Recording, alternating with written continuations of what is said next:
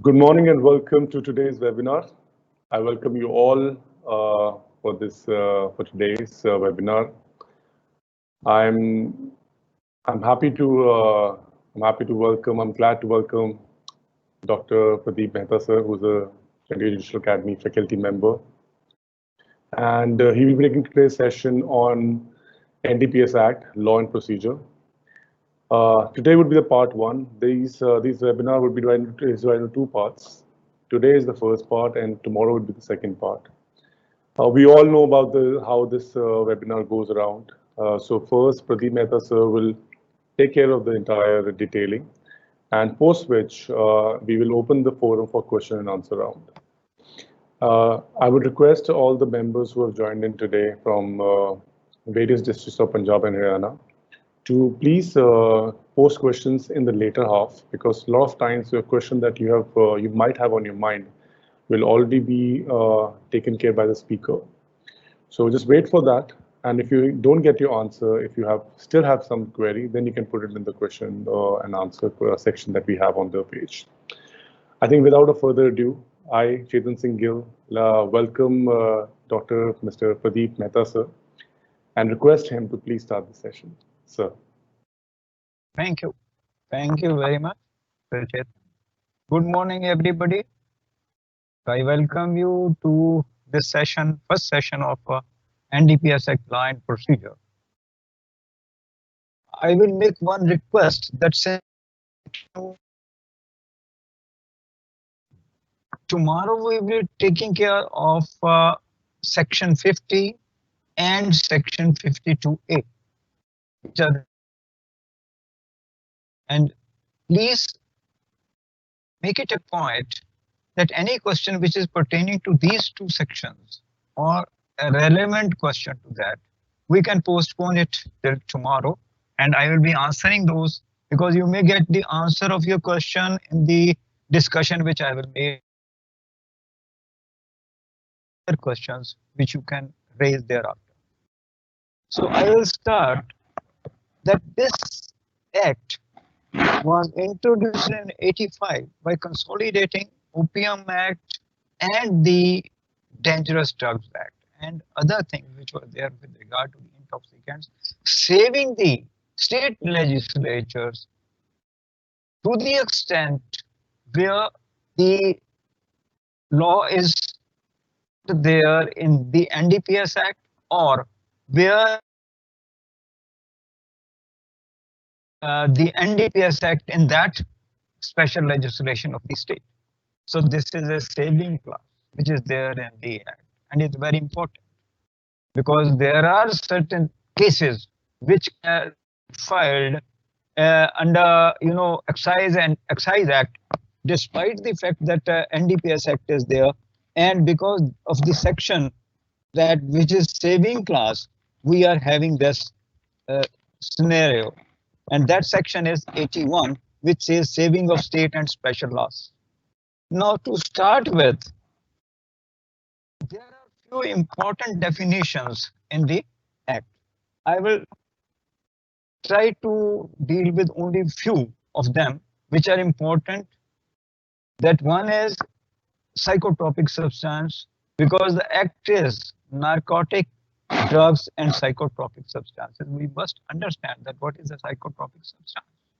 So the psychotropic substance means any substance natural or synthetic. So it can be natural or also produced by synthetic means in the laboratory, or any natural material or salt. Now, why this natural material is that if something is there which is from plant, so there is also a natural material with the plant in which that substance may not be present. And similarly, any salt or preparation of which substance material is included in the list of psychotropic substances. Those are the psychotropic substances. And whereas the narcotic drug is coca leaf, cannabis, opium and poppy straw, and includes all manufactured goods. So narcotic drugs as per the Act are only four things: coca leaf, cannabis, opium and poppy straw, but also include all manufactured goods. And the controlled substances which were subsequently added to it, they are the substances which are required to manufacture the narcotic drugs or psychotropic substances, or which, as per the international convention, have been classified as controlled substances. So after this, the manufacturer definition of narcotic drug, it said that includes all manufactured goods. Now, what are the manufactured drugs? Now, here again, first part A, only the narcotic drug. All coca derivatives, medicinal cannabis, opium and derivatives, and poppy straw. So, all these four are manufactured drugs. But simultaneously, by subsection B, it is said that any substance which is not or preparation, which is central government may having regard to the international conventions, notify the same in the official gazette as manufactured drug. But simultaneously, a negative clause has been added, do not include any narcotic substance or preparation, clear that it will not be a narcotic drug. So this is the definition, which is the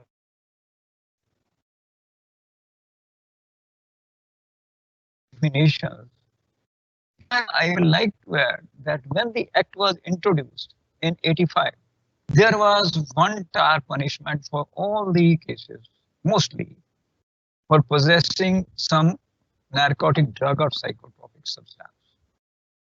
And that was 10 years, may go up to 20 years. So later on, it was felt that when a person is found in possession of, say, 5 grams of opium, the same punishment.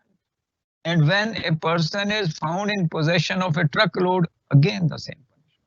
So at this stage in 2001, they introduced 3-tier structure of the punishments. That is, one for small quantity, the other for commercial quantity, and the third one for the intermediate quantity or the non-commercial quantity, which can be sold also. Actually, this 3-tier punishment was necessary because of the fact that small quantity was not to be punished with the same as of commercial quantity, or say truckload or 100 kilograms of opium, in contrast to just 1 kilogram of opium. So after this concept of 3-tier punishment was added, it was natural that small quantity and commercial quantity were to be defined. So they defined in 2001 the small quantity and commercial quantity.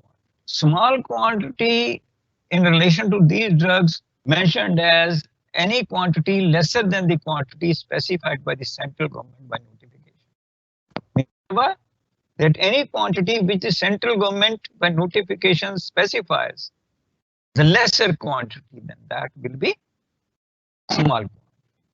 Simultaneously, that was any quantity greater than the quantity specified by the central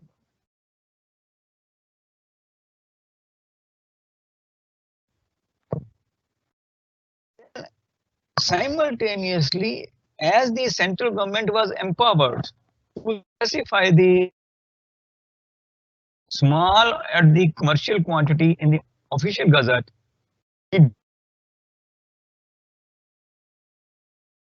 by the central government made a notification on 19th of October 2001 specifying the small and commercial quantities respectively in column number 5 and 6 of the schedule, which was added to the act as schedule 1.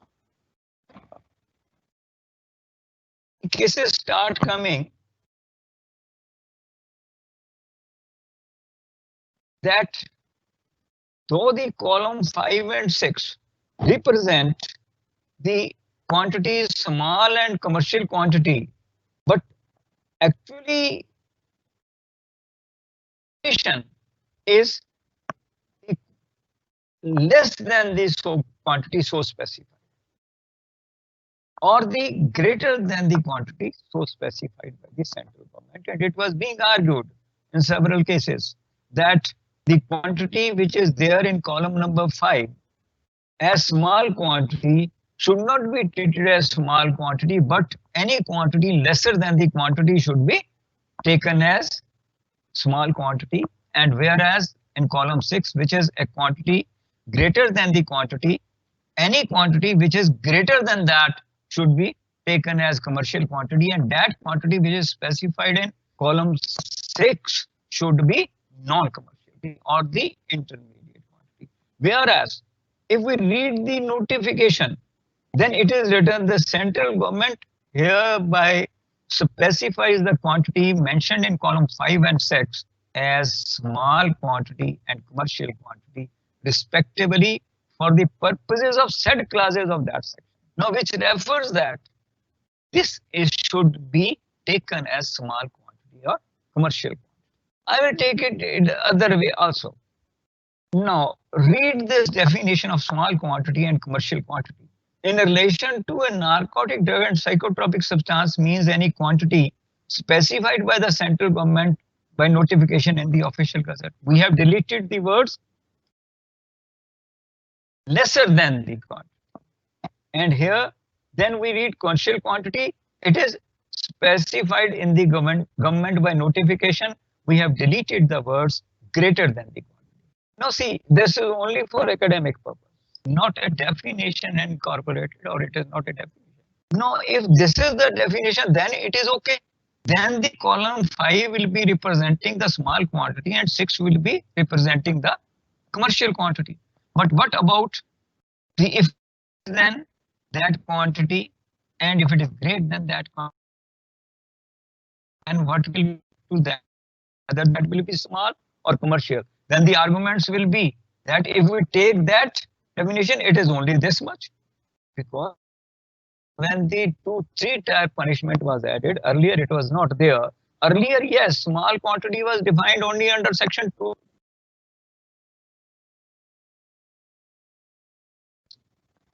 So this was the natural corollary which was required to be lesser than.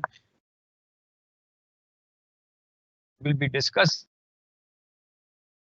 which are mentioned in column 5 and 6 are the small quantity and commercial quantity respectively, and of course any quantity which are lesser than that quantity also, and the quantities which are greater than that.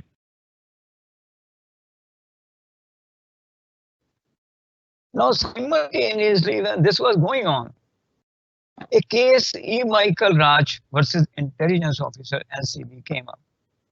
In that case, what was the argument which was placed before the Supreme Court was that of heroin was recovered, and when the test was there, the chemical examiner report revealed that out of the 2 packets each of 2 kgs, one was having only 1.6% of it.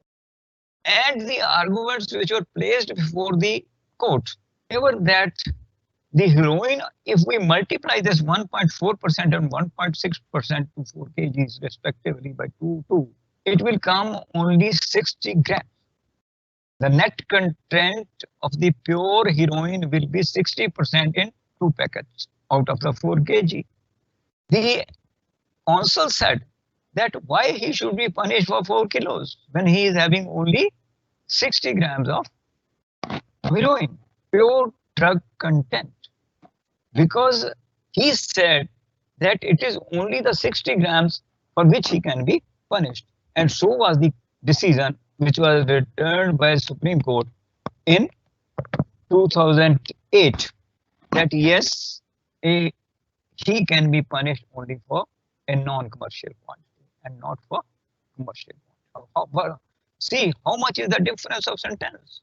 There it is up to 20 years, but here it is only up to 10 years. So then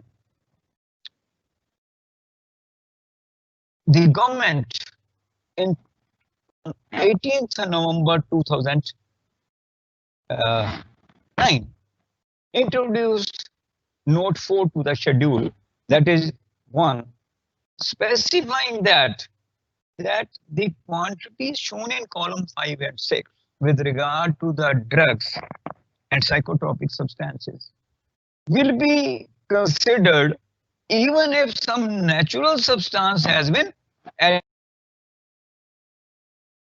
isotopes, polymer, anything has been added to that, esters, ethers, all are if added, or whatever is added to it as an will be the pure, not pure drug content, but the total object was that if a person can earn a profit over the content by adding natural substance to it, why then he should be allowed to not suffer the punishment for that quantity.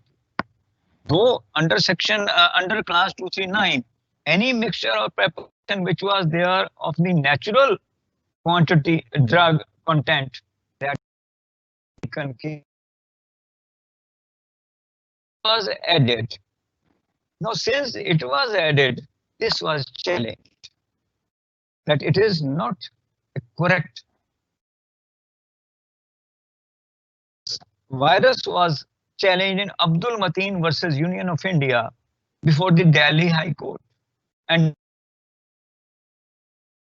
this said that no, it is not the ultra virus of the act.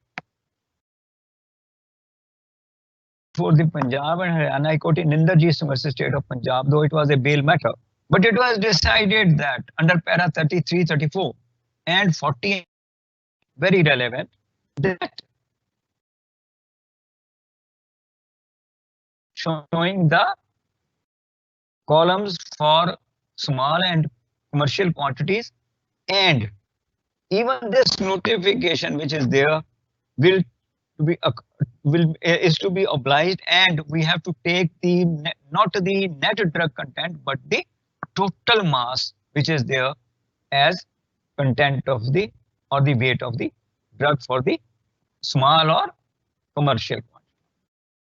Then Harpal Singh was there, Harjeet Singh is there, which you can read. But then came the state of Haryana versus Asha Devi in 2005 of Supreme Court, where it was said that 20 kilograms of ganja is a commercial quantity, and also more of it is a commercial quantity, which fortifies the contention which was raised by the bench in this Inderjeet Singh case and the Abdul Mateen's case, and they held that this is the quantity which is 20 kilograms in the column 6 as commercial quantity.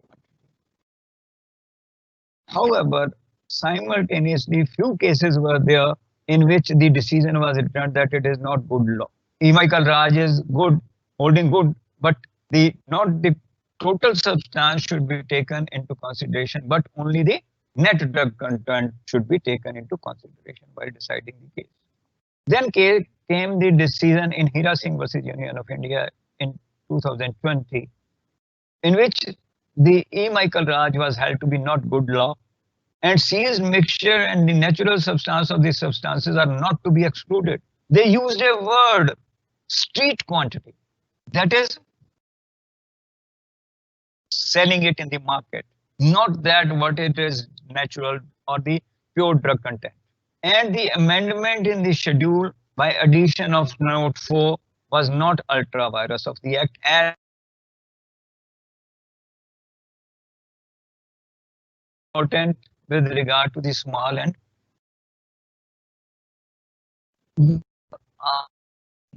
the definition of narcotic drug manufacturing substances. The relevant to section 21 and 21 provides punishment for contravention in relation to the manufacturing. Are only the drugs which are there defined in the section which we have referred out to the. Hello. Sir, I think you have taken off your PPT. Yes. Yeah. So if you Your PPT is done? No, it is not done. So because right now my video is being visible to everyone. So if you can just bring back your PPT. I think we just stopped seeing your PPT, sir. Because it is not visible. I will have. You have to just minimize my window on the top. There's a minimize minus button next to the cross button. Just click on that, and your PPT would be visible. Do you want me to call Aman, sir?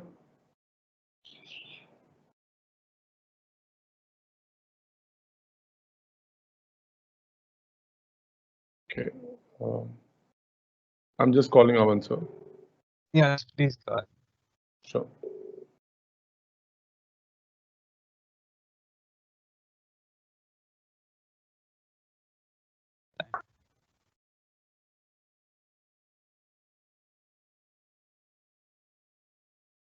So Aman would be here. Would be there in 1 minute.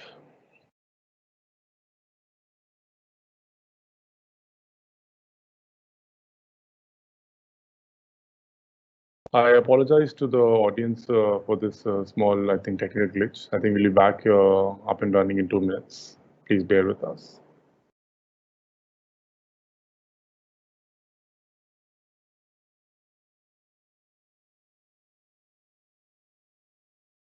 Oh, it has come. So it has come, but your screen is not being shared. So your screen sharing has been stopped. So I have just asked Aman. Aman would be there. Sharing of screen has stopped.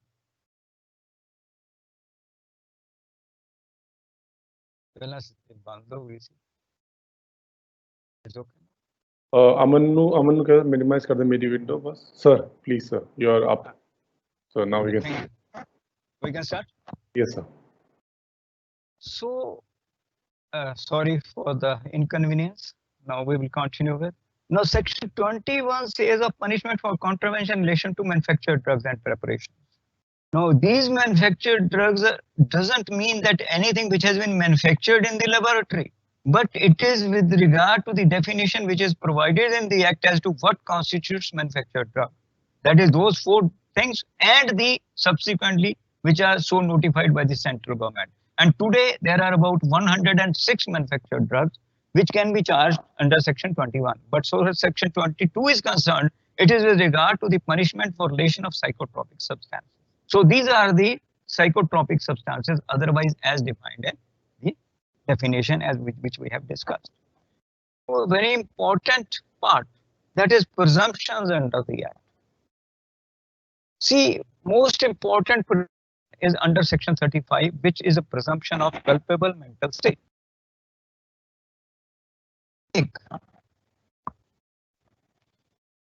Fact that what is being possessed, every offense which is there with regard to the offenses, those are mostly are with regard to the possession.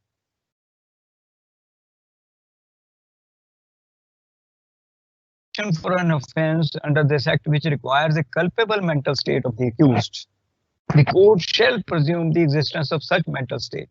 So presumption is to be there from the court that yes, mental state exists, but it shall be a defense for the accused to prove the fact that he had no such mental state with respect. Now see here, very important is the culpable mental state, because whenever an offense is there, there should be a mens rea and also that there should be possession or the actus reus. Doing constitutes part of crime as opposed to the action of accused. Fundamental of the principle of criminal law is crime consists of mens rea as well as actus reus. Now, what is possession? It is very important because the possession is first the one part of offense. Now, possession can be actual physical possession, then constructive possession, then sole possession, and the joint possession. All are the different types of possessions. And the most important is to constitute an offense a conscious possession. Now, consciousness is the knowledge of the mind which is there with the accused only. Particular fact which is in his knowledge, that is consciousness. That yes, this is the thing which is with me. Now, the possession, this word is very, very important to understand, because the possession can be joint also. In these cases, a joint possession is also relevant, for which the persons can be charged and convicted. Now we are coming back to the section 35, which says court shall presume the existence of such mental state. Now, what is to be proved by now the prosecution before the court? Only the physical part. That yes, possession was there. Now, if the possession is proved beyond reasonable doubt, court is bound to draw this presumption because the word used is shall. Then what will be the case? Say a handbag is given to some person, that this is of my relative, deliver it. Since you are going to this place, please deliver it to him, or he will take this parcel from you. But that parcel in fact is containing some contraband.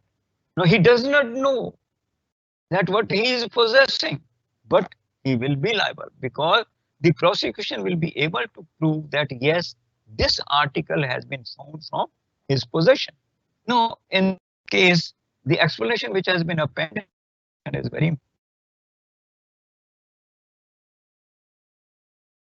important. Knowledge of a fact and belief in or reasons to including even the knowledge, and that then the accused, it has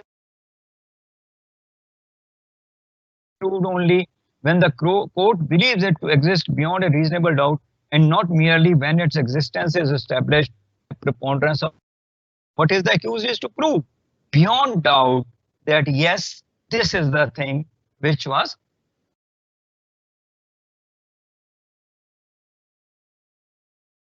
this fact, yes, preponderance of probability, but when the court believes it to exist. Now see, the difference is it is not proved beyond a reasonable doubt, but when the court believes it to exist, yes, it is the impression of the court which is to be drawn from the facts which are proved by the accused. Now, belief is defined in section 26, and now please you can note down this authority of Superintendent Legal Affairs versus Anil Kumar Bhunja, in which they have said that possession is a polymorphous term which may have different meaning in different contexts. It is impossible to work out a completely logical and precise definition of possession uniformly applicable to all situations in the context of all statutes. Then the discharge of reverse burden. How this reverse burden which has been placed on accused, and it has been said that it will be when the court believes it. This may vary. Now how this can be discharged? This can be discharged by different modes. One is that he can rely on the materials available in the prosecution evidence. Next, in addition that he can elicit answers from prosecution witnesses during cross-examination, or he may adduce new evidence by entering into his defense. Now this has been so laid down in Abdul Rashid Ibrahim Mansoori versus State of Gujarat, 2002 to SCC 565. Now, coming to this, when at the point, say, no accused is adducing his evidence or he is cross-examining the witness, and during the cross-examination, court finds that yes, here he has discharged his burden. It was not knowing to him as to what he was possessing, but though he was possessing because he was given this package which was drawn against you is over. So it may be at the second stage, it may be at the third stage. So all these three stages are not bound to be observed by the accused. It is at any stage which the court feels that yes, he has discharged his burden.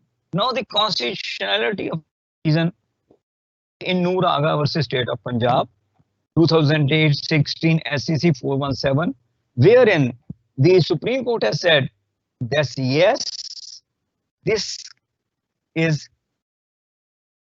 not ultra virus of the constitution because only because of the reason that it is a Darrowcanian, but since it has been added in view of the international conventions which are there with regard to narcotic drugs and psychotropic substances, it is constitutional. Now there are cases which you can note down or refer whenever it is there. Versus State of Punjab is very important. It is a case of pillion rider. The contraband was with the pillion rider.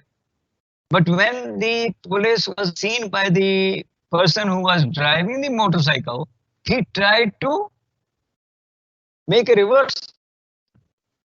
At that very spot, they were apprehended, and Supreme Court has said that they are committed by Jagdish Rai will also make him liable because he knew it that his pillion rider had the opium or the contraband and they were having the joint possession of that. Similarly, in Dal Singh's case, it is a car case in which two persons were occupying the car which was coming from Mandi, and when it was apprehended, there was charas which was there in the car for which they were held liable. Now see, there are two occupants, but if there are three occupants, as in case of Gyan Chand, they were held to be in joint possession. What is the reason? Because they were traveling in a private vehicle. Had they been traveling in a public transport vehicle, the matter would have been totally different. Now there is another presumption which is under section 54, presumption for possession of illicit articles, where it has been said in trials under this act, it may be presumed unless until the contrary is proved that accused has committed an offence under this act in respect of any narcotic drug, opium, and all that, for the possession which or he fails to account for satisfactorily. Here also it is a may, court may presume, but the very important fact is that again for the possession of which he fails to account satisfactorily. Here also the possession part is to be proved by the prosecution beyond reasonable doubt. If the prosecution fails to discharge the burden placed on it by not proving it that the possession was there without any effect, then the court can draw the presumption under section 54 or under section 34, 35 also. But this can be drawn subsequently. That is with regard to the bound to, and this is because the plea taken will be that he was not having conscious possession. So that part will be not looked into by the court because Act has taken care of that. Now coming to the very important section, which is section 25. It is sometimes misunderstood and authorities are also to the other side also, I will admit. Commission of offence.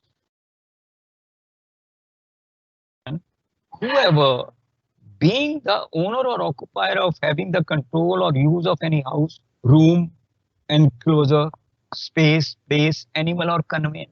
Now these are the things. Knowingly permits. Now the word used is knowingly permits it to be used for commission of an offence punishable under this provision of this act shall be punishable with imprisonment provided for the person who is the owner of all these things, house, room, enclosure, space, place, and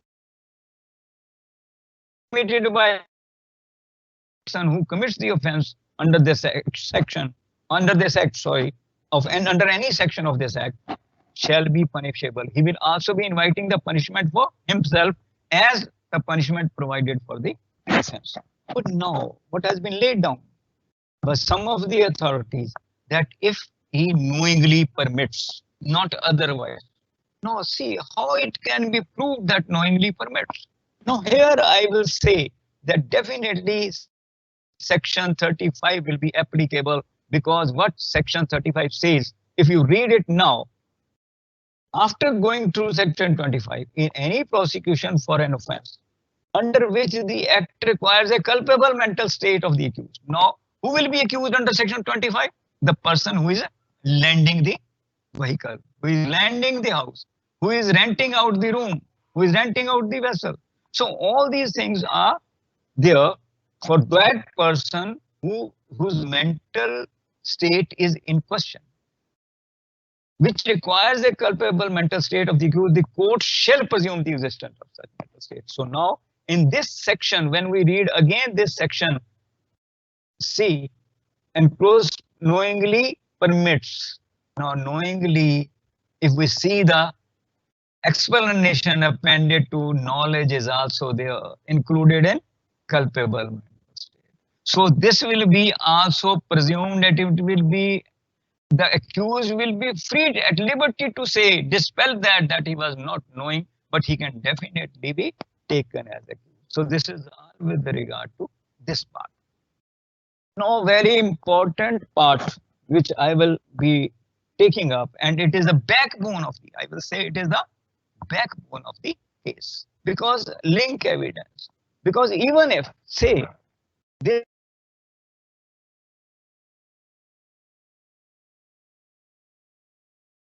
and the case is in the court, link is defective, no amount of evidence can save the case, because link is a very important. Now for this we have to say what is link. If we say that link evidence is connecting the two situations, the other with the second situation, when that chain is found with the third loop, connecting link. Now see, a relation, I can be defined as a relationship between the two things or situations, especially where one affects the other. That is a link evidence. The connection so-called, which is there in between these two, is a link evidence. And in recovery cases, an accused is to be convicted on account of possession of a prohibited substance. Now, when a person is apprehended with some, so he can be convicted only on account of the possession of that substance if that substance has been declared as is to be proved by the prosecution also that yes, what was recovered from that accused, from that person, I will say more precisely, that this thing was a contraband, the possession of which was declared illegal by this legislation, that is NDPS Act. Then that will be, according to some, the link is only up to the stage that it has been produced. But no, the link is the proving of the fact that what was recovered from the accused was falling under any of the offenses which are there under the NDPS Act. Say it was poppy husk, it was opium, it was heroin, it was hashish, charas, all that. So now evidence to prove the link, what is the evidence which is required? This is very important part, because now the recovery of the article is there at place A, and subsequently when the court is asked to return the finding that this is opium, we have to prove that the recovery which was there was of opium. Of course, the substance is a case property that has to be produced in the court. As per the Sahiram case, we will be discussing that in a short time. But the most important thing is that how this evidence is to be led before the court, that what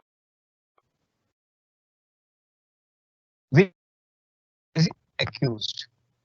Now, how that can be proved? It's very important. As in all other cases, it is documentary evidence and oral as well as. The documentary evidence which is material for this is daily diary register, Form M29,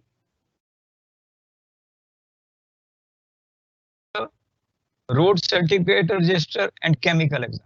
Then all these documents right from the point of recovery, because daily diary register is a register in which every entry with regard which comes of the police station is to be made.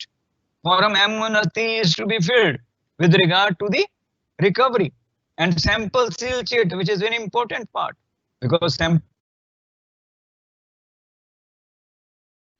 Then storeroom register, which is called 19 register number only so called, in which every entry whatsoever comes to the malkhana is to be made, and whenever it be taken in is to be entered time and again. Then road certificate register, by which the road, see, it is a sort of dispatch register by which this sample is sent to the chemical laboratory. Signatures are obtained on the road certificate.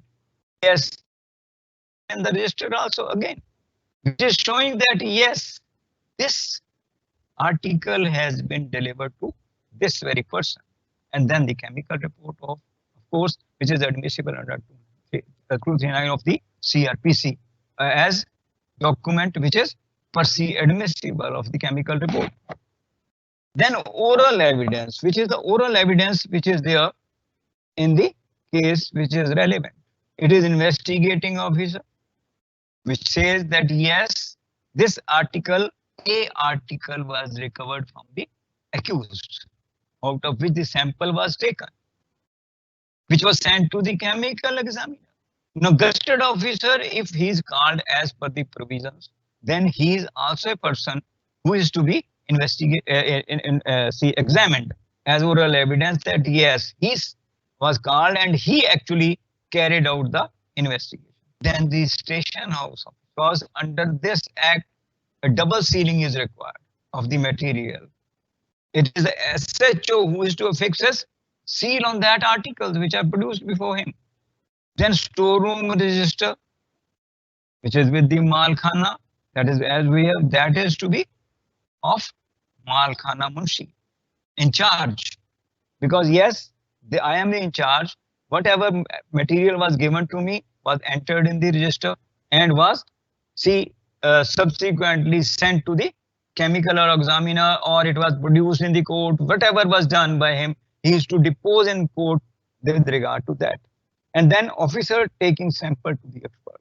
He may be head constable, he may be ASI, he may be constable, whosoever he may be. His evidence is also to be recorded in the court that yes, this sample which was given to me with regard to this case, bearing these seal impressions along with seal chit or form M29, I deposited it in the chemical examiner.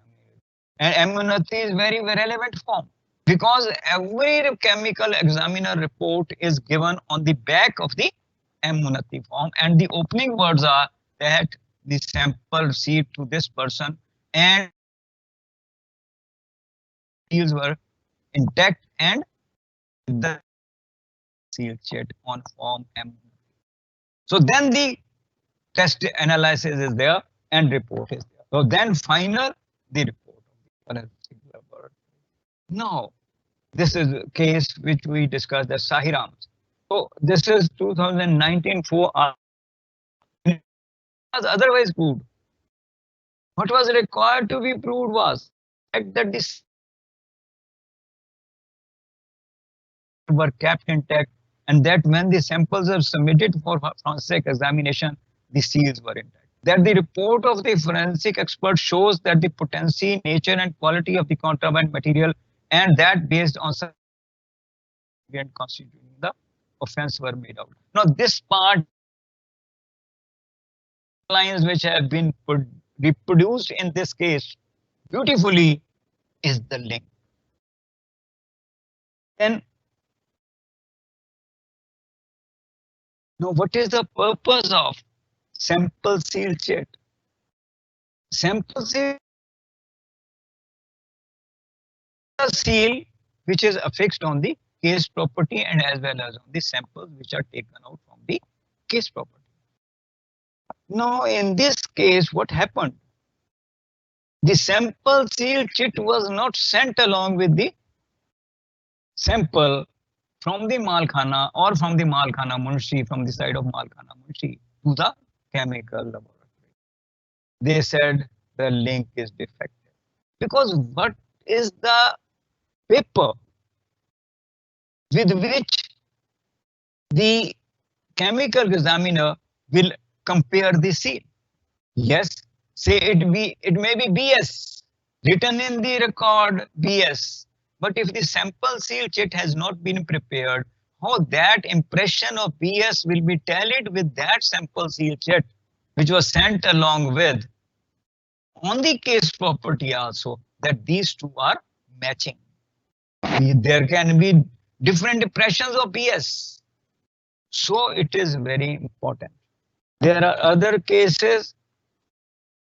I will refer to just after telling you one thing, that it is generally said, and it is several times held by courts, time and again I will say, several times, time and again, that when there is a delay, it is fatal. No, no, sir, please note it, that even the delay of 40 days in Hardeep Singh case were held to be not fatal. Because now coming to the main thing, if the seals are found intact on the sample, so there is a option that yes, it has not been tampered with. It has not been tampered with. You know, in this case, say Lakhbir's case, what Punjab and Haryana held that when it may have been tampered with. It may have been tampered with. Supreme Court said that may have been tampered with as a not to be used because it is based on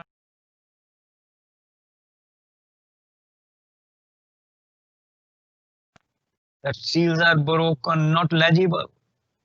It means it has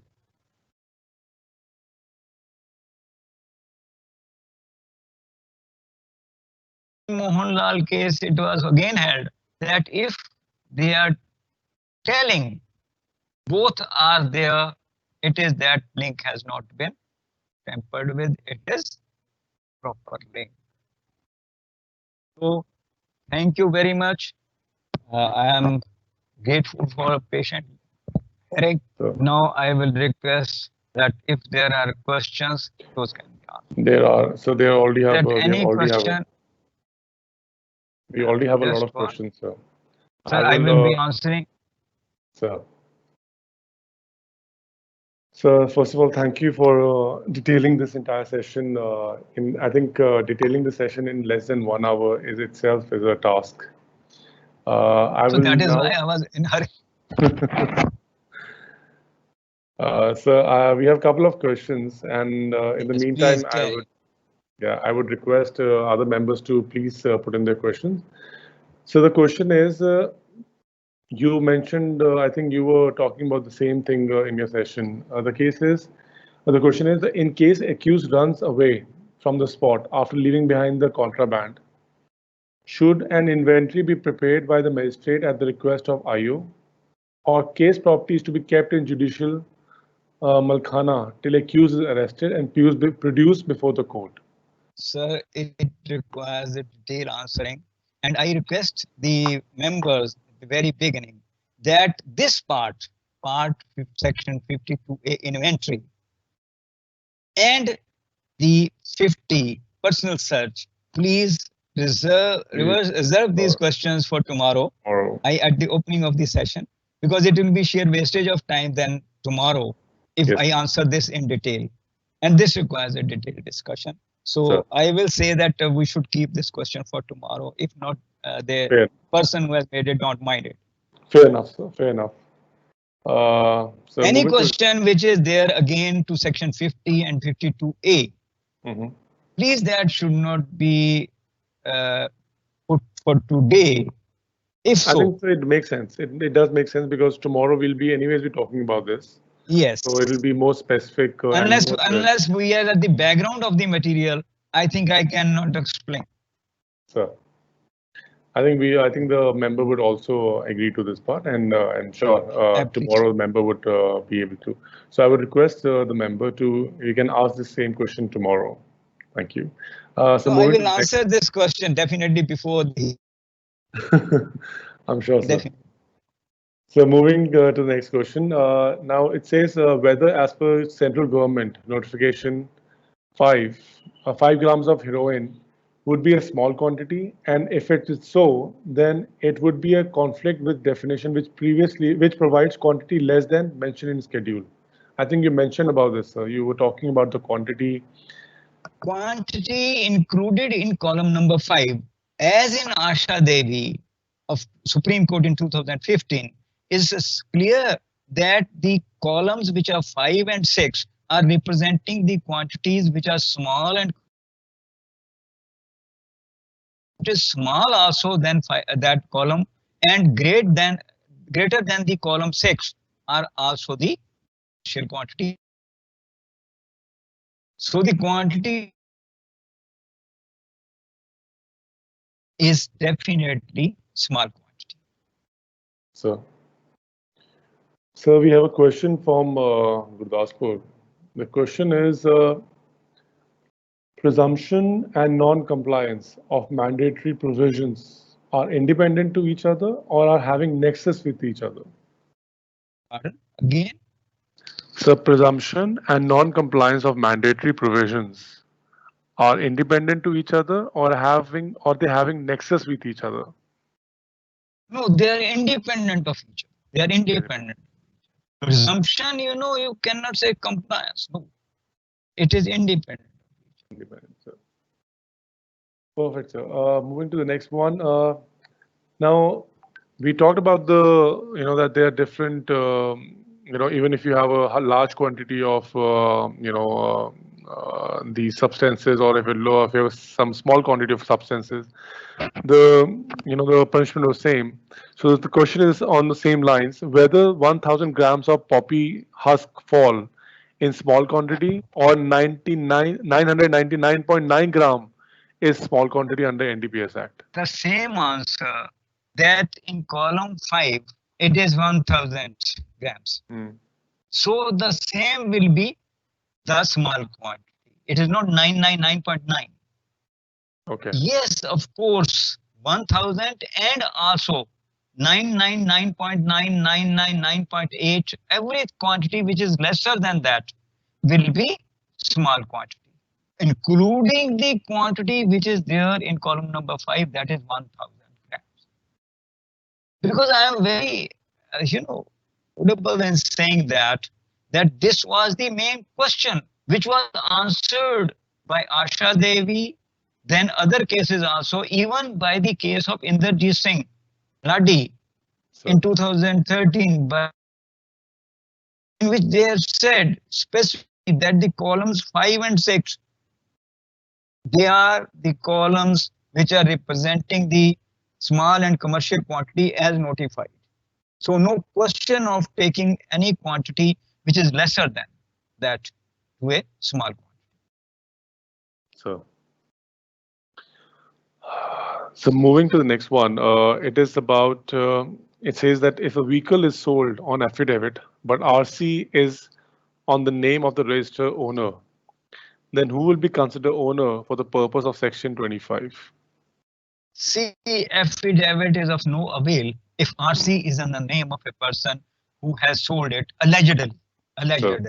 Because even under the Motor Vehicle Act, it is the registration certificate as held by the Supreme Court in MSCT cases that it is the registered owner of the vehicle.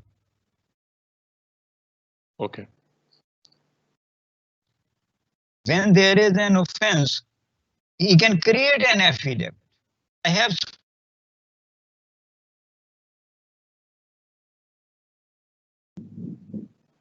Sure. Then he should make it to the registering authority that he has sold the vehicle, that he has now, he onwards he will be responsible for the anything which happens to the vehicle. So it should be taken as that he has sold it, and entry should be made in the register. That is must. Yes, if with the affidavit he has done this thing, then it will be okay. If he has not done that, if he has not done that, then register is there silent about selling, then he will be considered as the owner, and he will be liable.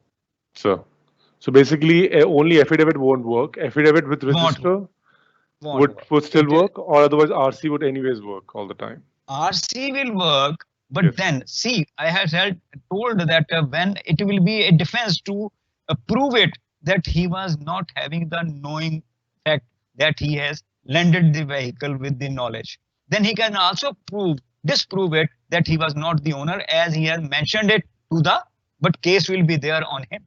He will be charged under section 25.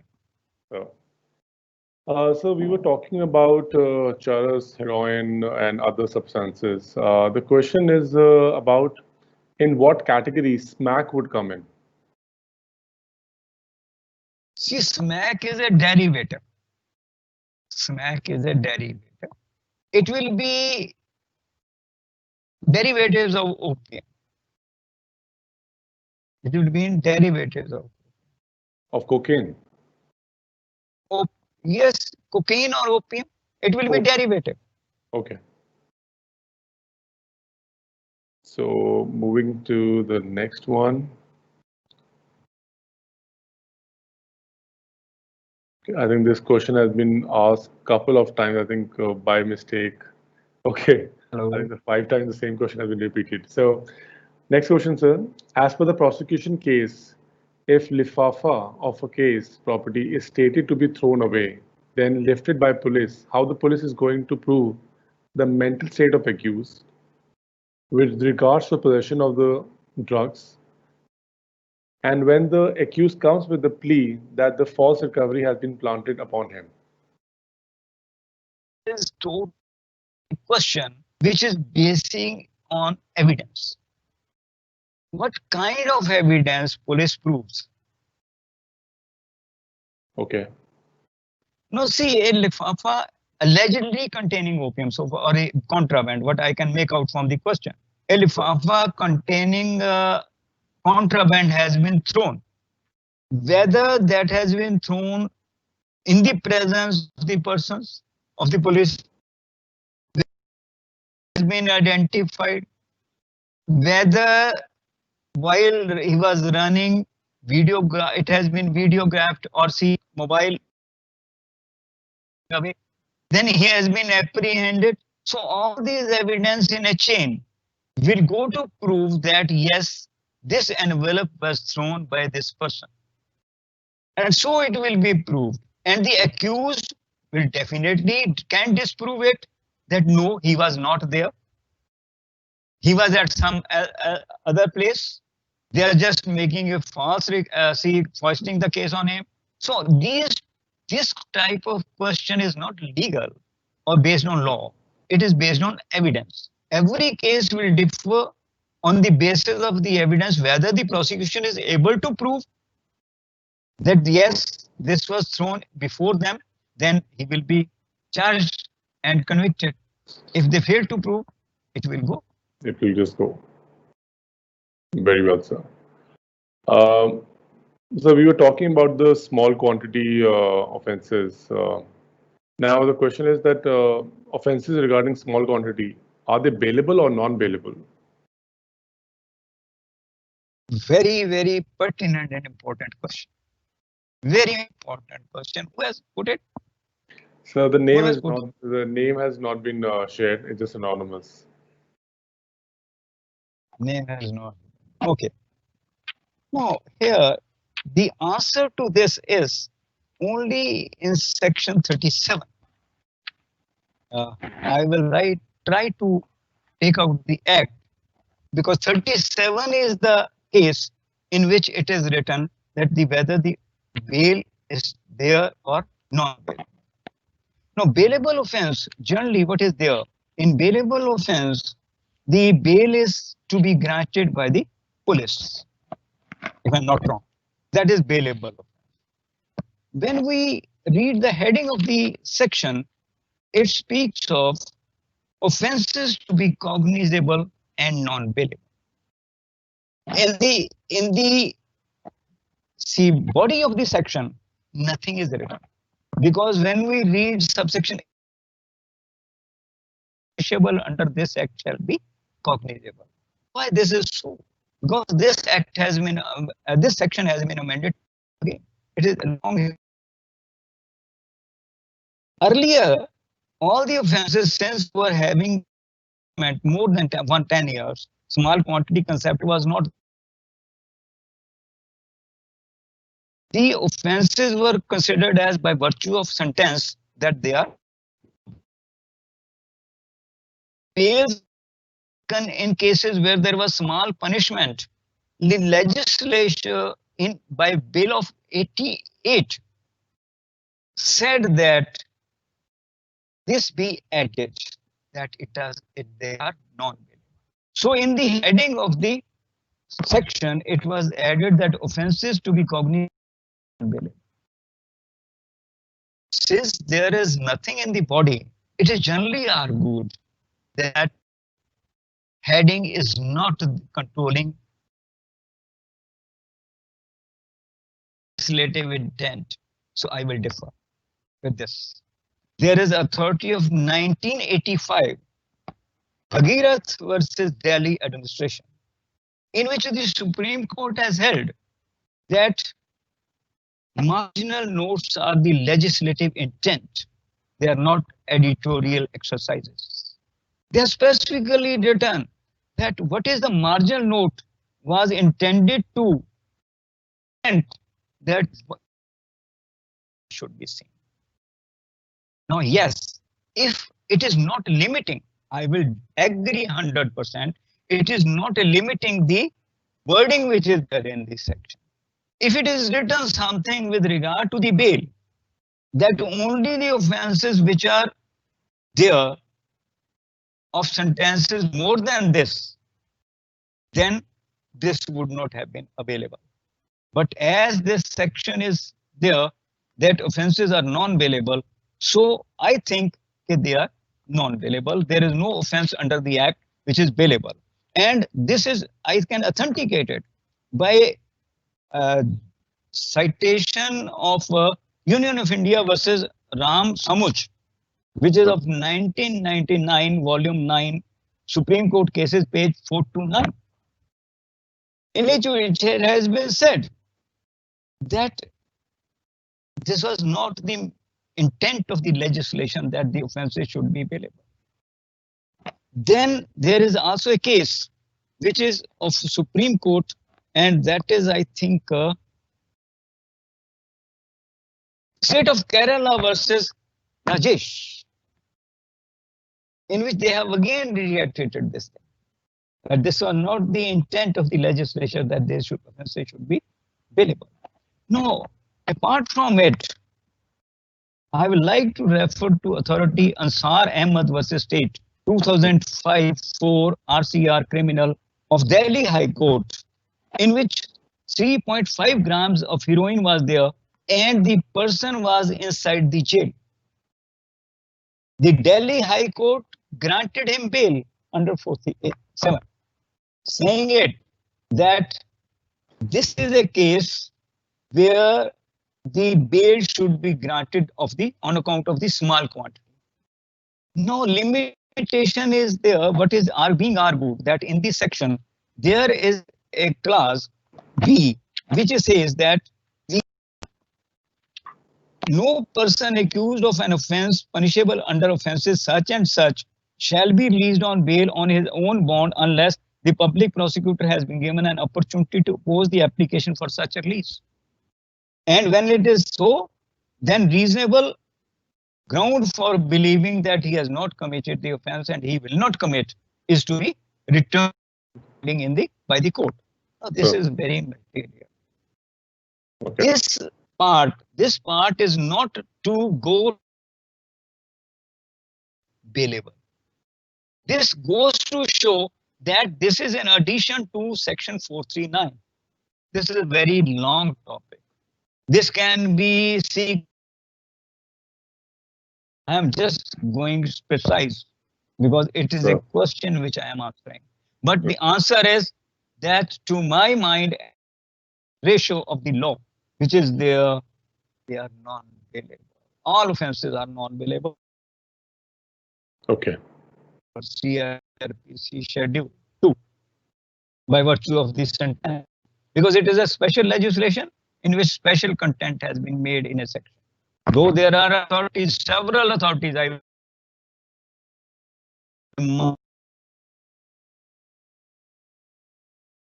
Sir, we lost you. Available. Okay. So could you repeat the last sentence? We couldn't really understand. We lost your voice. So could you repeat the last sentence? We lost your voice. Could you hear me, sir? Which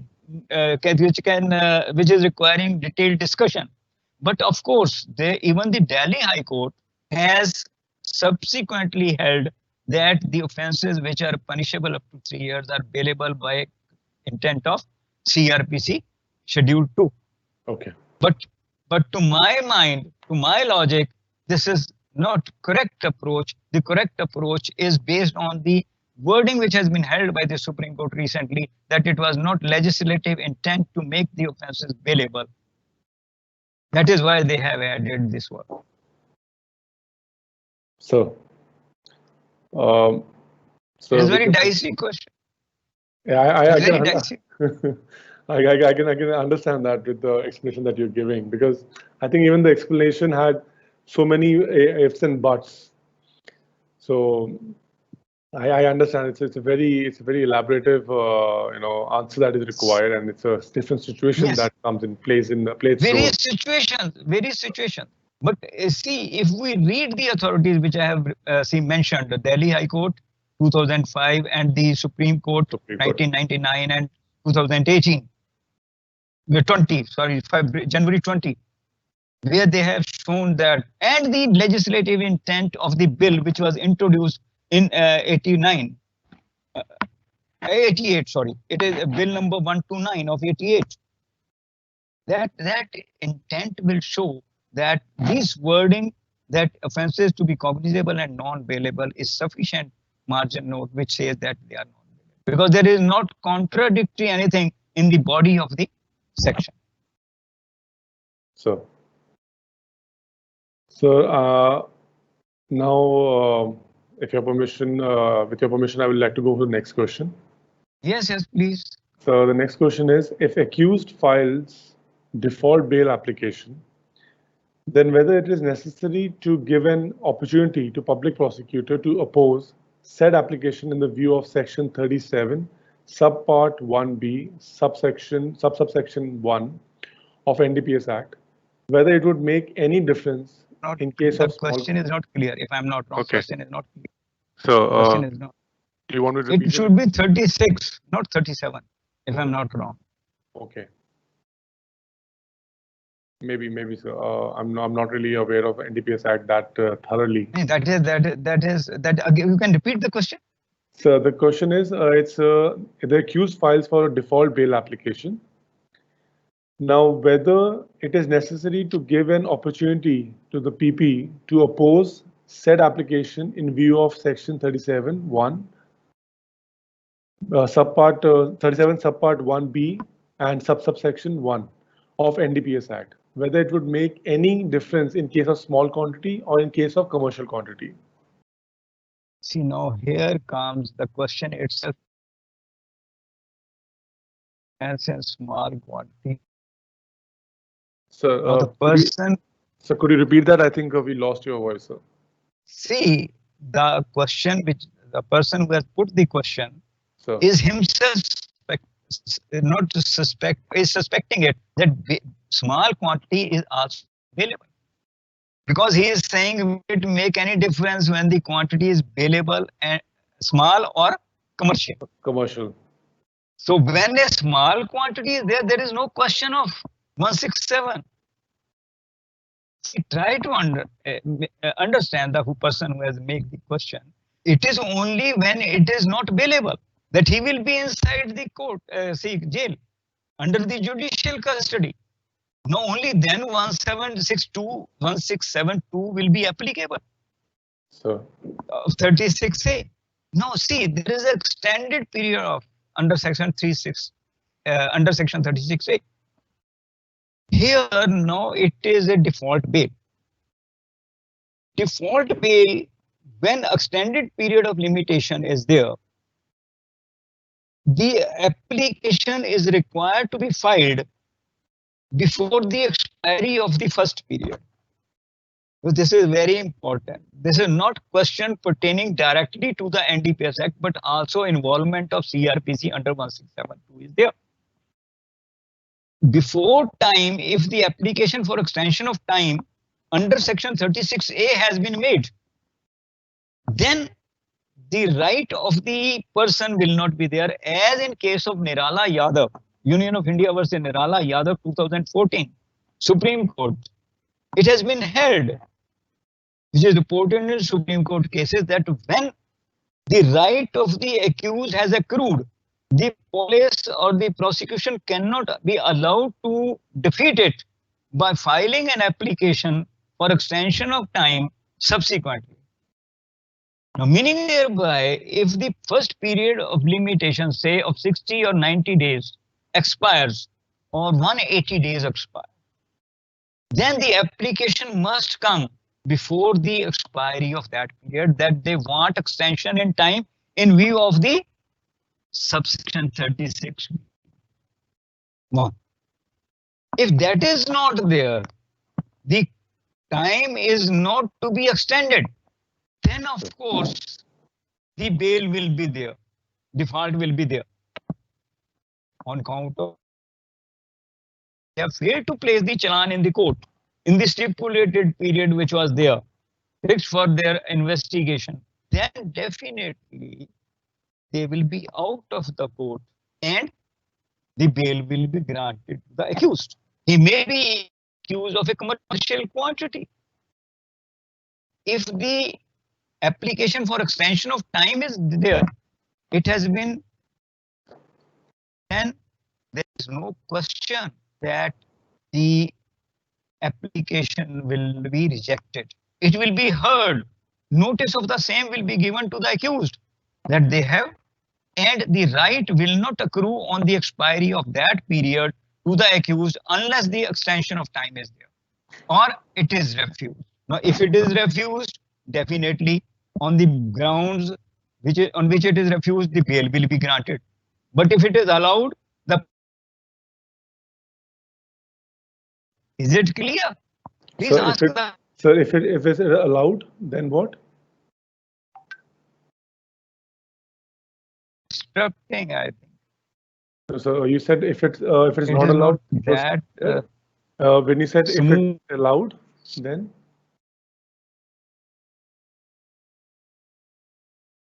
Hello.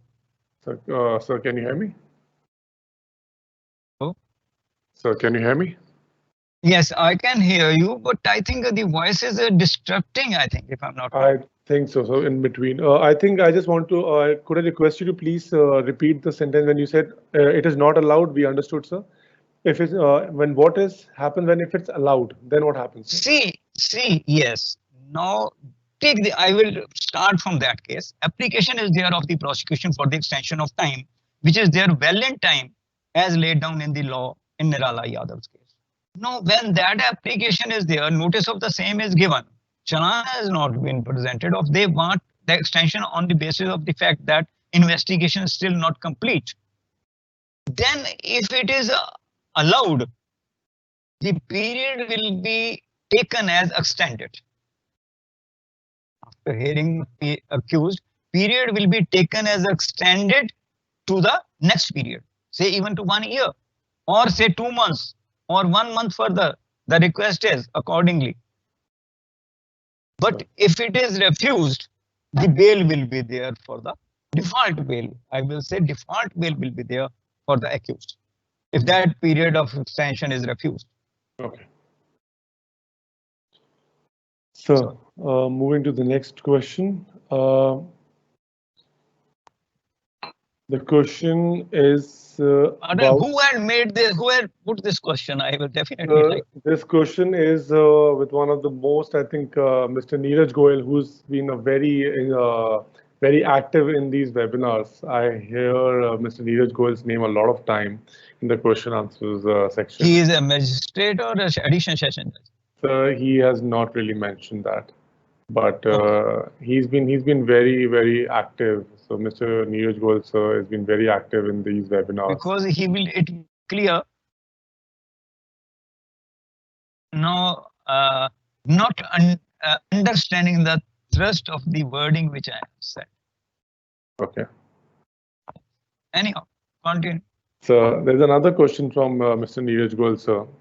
It says that if an application of accused for default bail is pending and the PP files an application for extension of period of investigation beyond 180 days, then in that case, whether the right of accused to default bail is extinguished.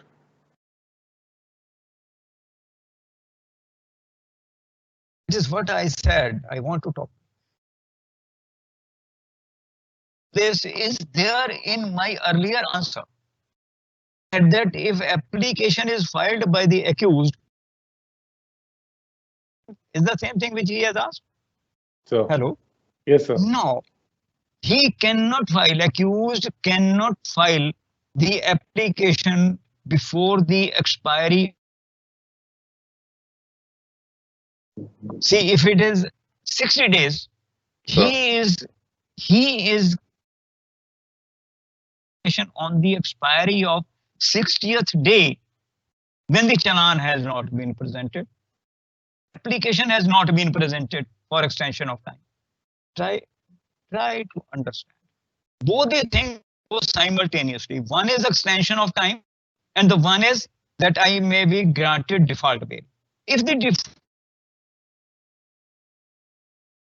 of the period of 60 days or the first period of limitation, it may be 180 days or otherwise.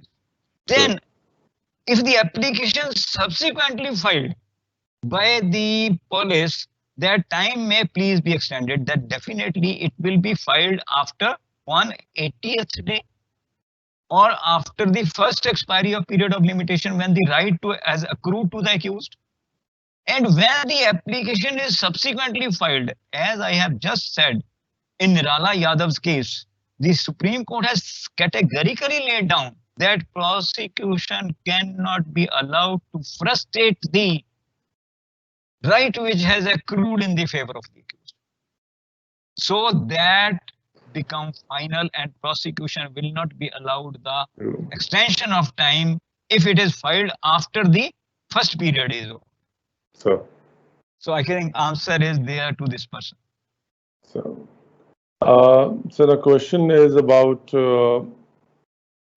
sometime police mentioned that weight of the heroin is 5 gram, including lifafa. Then same would be considered as small quantity. Yes. Yes, I think I am very much perturbed over this. Now, what is the question? Who has put this question? Again, Neeraj Goyal? No, it's someone else, sir. See, now, Chetanji, I would like to answer that your question is that if there is a lifafa and inside it is heroin, yes, sir. which is total weight is 5 gram. 5 gram. This is the thing. This is the thing. Then if the weight of lifafa may be gram, 2 grams, right? So. Isn't it? So could you repeat that? Lifafa weight is 2 gram? I think the question is, what I have understood is that the question is that if there is a lifafa and inside it is a heroin. Yes, sir. And the total weight of the lifafa is 5 grams. Yes, sir. The heroin which is there inside the lifafa will still be a small quantity. Or not? Yes, sir. That's the question. This is the question? Yes, sir. No, see, in column 5, is in column number 5, which means small quantity. And the definition says any quantity less than the quantity so specified by the central government in the official gazette. Now, in official gazette, quantity of 5 grams as small quantity. Sir.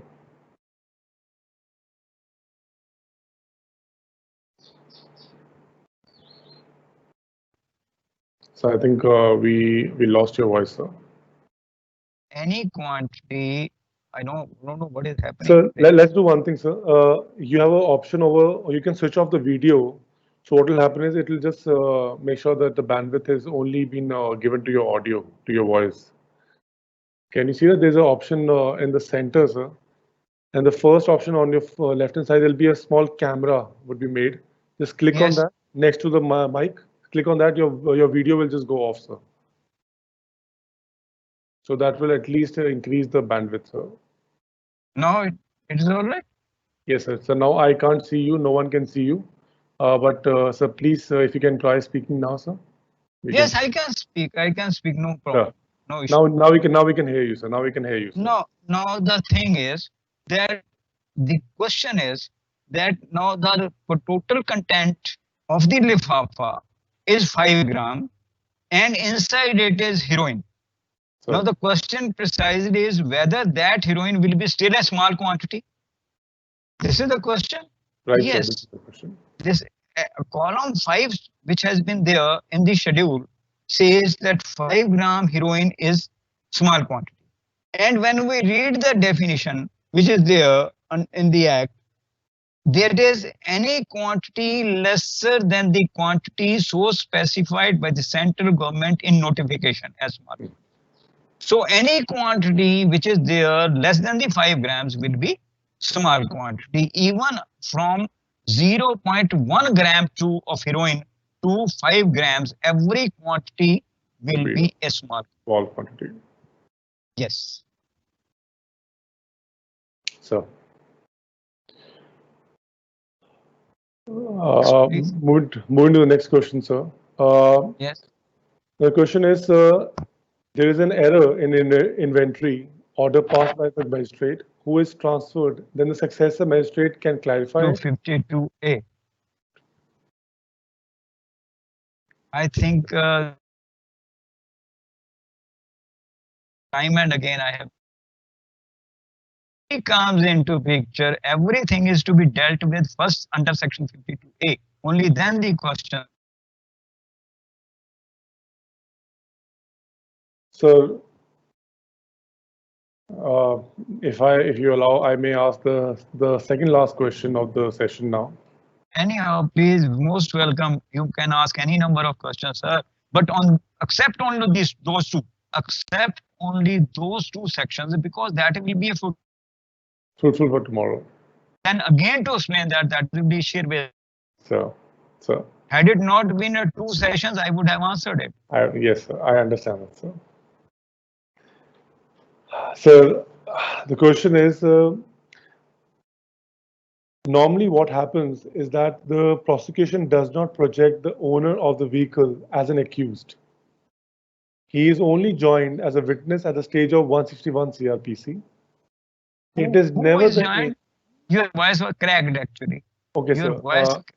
So I will repeat again. So he's saying that normally the prosecution does not project the owner of the vehicle as an accused. He is only joined as a witness at the stage of 161 CRPC. It is never the aim of the prosecution to try the owner as accused despite section 25. How the court should proceed when the application for superdari is filed by owner, whether court should do suo motu, proceed under section 139, section 319, and summon the owner as co-accused. See what type of application is moved by the accused. Witness who has rented the vehicle. The police in every case should keep him as accused because it is for the court to decide that whether he is innocent or not. It is a part of investigation. Also, if the investigation, they found that yes, he has actually sold the vehicle, they can collect the evidence, as I have said, that he informed the this document by some document, authenticated document to the licensing authority that I have sold this vehicle. But if he has not sold that, he should be kept as accused by the police. But yes, if they don't, they keep him as a witness, which in most of the cases they are doing it intentionally, I will say, because they are circumventing the law. Then, of course, the court is free to, because if there is an application of 319 from the prosecution, yes, he can summon him as accused. The court can summon him because there is no sanction which is required to be to plead him as an accused or to frame a charge against him, as in corruption cases. And of course, the sanction is required, the court is handicapped. But if 319 application is made by the prosecution that no, he should also be tried because he knowingly, as per the withdrawn from section 35, he is to be tried. Then he should be taken on record as an accused. So he can be taken. So a question about can a police remand for small quantity? Can there be a police remand for small quantity? Your voice is cracked. So could you hear me? Can you hear me now, sir? Can you hear me now? Yes, I can hear. So the question is, can there be a police remand for small quantity? Can there be a police remand for small quantity? Which is contrary to that whether it is available or not. That whether there can be request for police remand. Yes, sir. It is first that it is not available.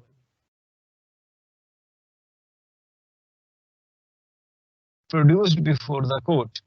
Now see, in this case, if we go to section 52, which says disposal of the accused along with the case property. Then there is section 67.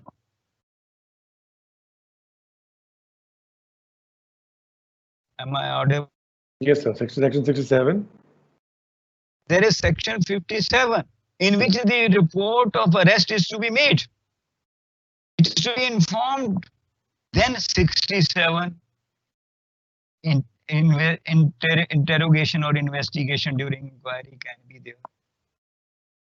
He can be asked to. There are several authorities on 67 also. But now the question is that when an offense is.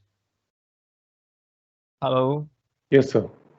Am I audible? Yes, sir, you're audible, sir. I'll if in case I can't hear you, I'll just let you know. When an offense is not available, accused is produced before the court, then police is not barred, even in small quantity, to ask for the police remand or the judicial remand. It is their prerogative to ask for the police remand. So you cannot say that police. The question was, can the police ask for police remand? Why not? The police can ask police remand, but there should be tenable grounds. There should be logical behind that. That why you want the police remand? No, no. I will tell you one thing. No, 5 grams. Time and again, question has been asked on heroin. 5 grams of heroin is a small quantity. So, now what is the price of heroin? If I'm not wrong, in international market, it is 6 crores per kg. Isn't it?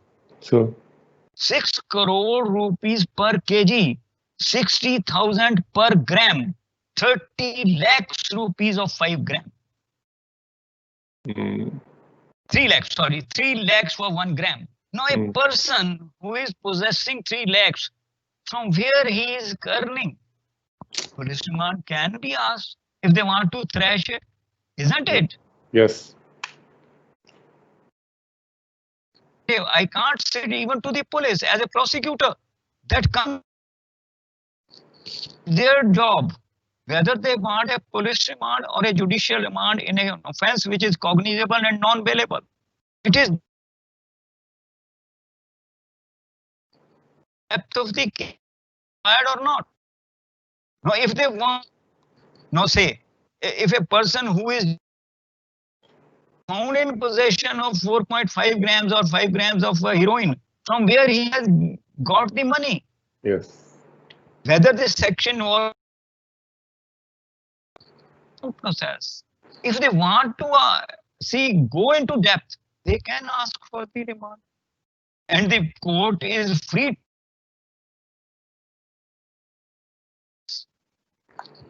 So I think basically, so the police can ask for remand even for small quantity, because the small quantity is small, but the value of that small quantity is pretty big, and I'm sure there can be other reasons as well. Offense.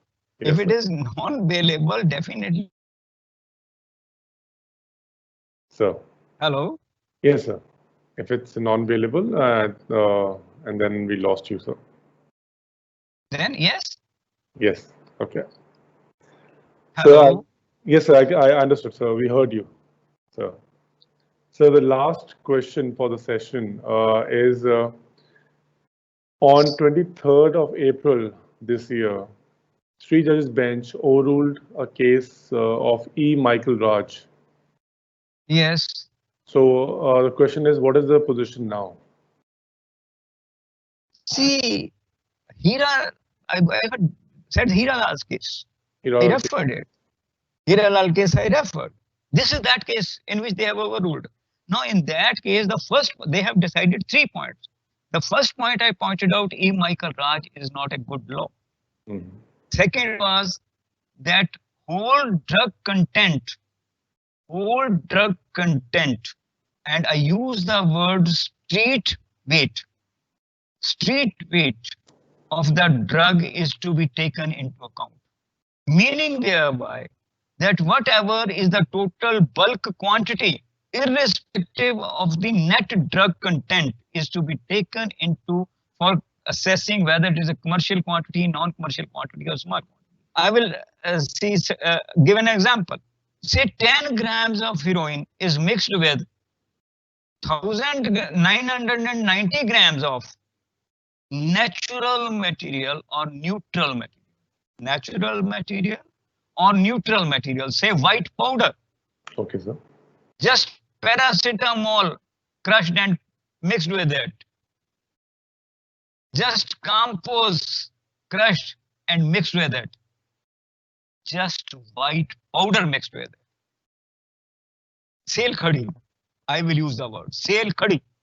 Mm. To make it 1 kg, it will be taken as commercial as per the new law. Okay. It will not be taken as only 10 grams of heroin has been. Heroin was there. No. Yeah. No. That is interesting.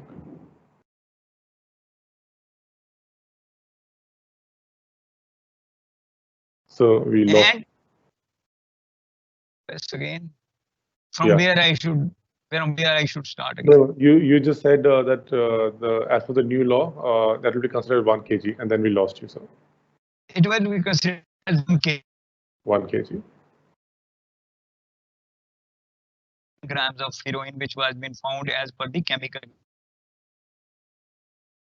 Not been held to good law to be not ultra virus of the act. That class 4 was added to the schedule of next 1, which was there for that any material which is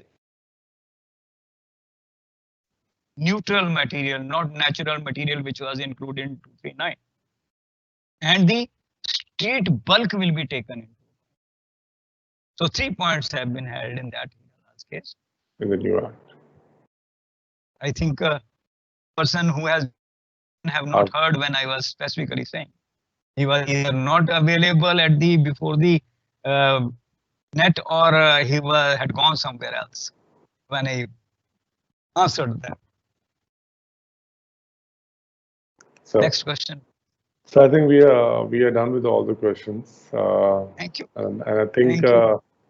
the one thing that I must admit during the session, though there were a few challenges in the audio, that's a secondary part. They are beyond I think our control. Sometimes technology acts weird.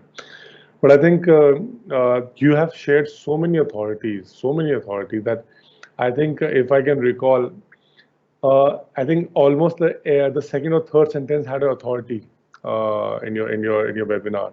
So I'm sure the members who had joined in today, who had heard you on this webinar, they are surely going back with a lot of information, a lot of clarity on the subject, but also with a lot of authorities that they will actually help them, because I think that is a very important part, because I've been training a lot of judicial officers from so many years, and I have learned one thing, that finding authority is the one of the most challenging work. And like you have given so many authorities on a particular point, on a particular act, I'm sure that is surely gonna be a help to all the members who had attended this session. Mr. Chetan, Yeah. I will add one thing here. Though Sure. you are saying that I have fortified my saying with authority, the ability to a third or second sentence was with authority. But actually, it is logic, nice logic. How you put it, how you put the authority into the point where you are saying something. So. This is important. Authorities are both ways. You can call out the portion which is there.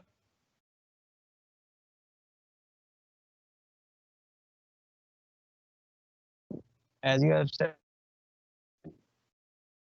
give the maximum number of authorities so the officers can read and reach at a conclusion. And then me any time, because they are judicial officers and the respected judicial session judges, Punjab, Haryana, and UT Chandigarh, they can contact me at any time. If even now there is any point on which they are feeling doubt, so they are free. So There I'm can sure. be questions. I'm sure. So I think we for today's session, I think we have still got a lot of questions. And like you said, if members have any more questions, they can obviously reach out to the academy and then further reach out to you. So I think, sir, Tomorrow is there also. Tomorrow is yes, there also. I was about to say that. So I think, sir, if you allow, I will just give a vote of thanks and conclude this session. Please, I am thankful to all the officers who have heard me patiently and have which have added to my knowledge, or to I had answer and will be increasing my knowledge further. Thank you very much. So on behalf of Chandigarh Judicial Academy and on behalf of Dr. Pradeep Mehta, sir, I would like to thank all the members who have joined in, all judicial officers who joined in from Punjab, Haryana, various district courts, and took out time on a working day to sit down on this webinar. We are really thankful, and we hope that the session was fruitful and the session. I hope so also. I think I hope so also. Yes. And we'll be coming back tomorrow with the second part of this NDPS Act, Law and Procedure. The questions which were dealt today were specific to a certain part of it, and the next part would, like Sir said in the starting, would be dealt tomorrow. And there was a question earlier that members want the PPT of Sir. What Sir was saying, Sir, is it possible we can share the PPT, Sir? No, sir. I'm sorry, sir? It is not proper to share it. Okay. I think, however you are, I think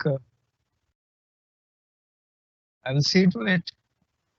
Okay, so I think I will suggest members to contact the Judicial Academy for that, and then that can be talked out separately. Yes, yes. But anyways, I think the reason why would you not need a PPT is because these all the sessions are being recorded, and these all sessions are also being put on YouTube, and Yes, which yes, are that is also there. So it yes, is already with the YouTube, and anybody can see to it who has right, been, because they are enrolled and they are right, being sent the link, and they can ab- see to it. And no question of sharing it. right, sir. It is So also there. that And will one that thing will take more care. I will say to you, Chetan, please don't mind. I am not doctor. I'm not doctorate, not PhD. I am only I worked as a director, joint director prosecution in my career, and thereafter, after my retirement, I had joined it. So, 33 years of service. so I stand Please corrected. don't address me as doctor. So I stand corrected. Thank you. My apologies. No, no, no. It is not. You have Okay, sir. I definitely. think, it is. I think it is a correction, so I will take that. And I think with on behalf of Mehta sir, on behalf of Chandigarh Judicial Academy, on behalf of SCC Online, I, Chiran Singhal, thank you everyone, and we'll see you tomorrow on the session. Bye. Right.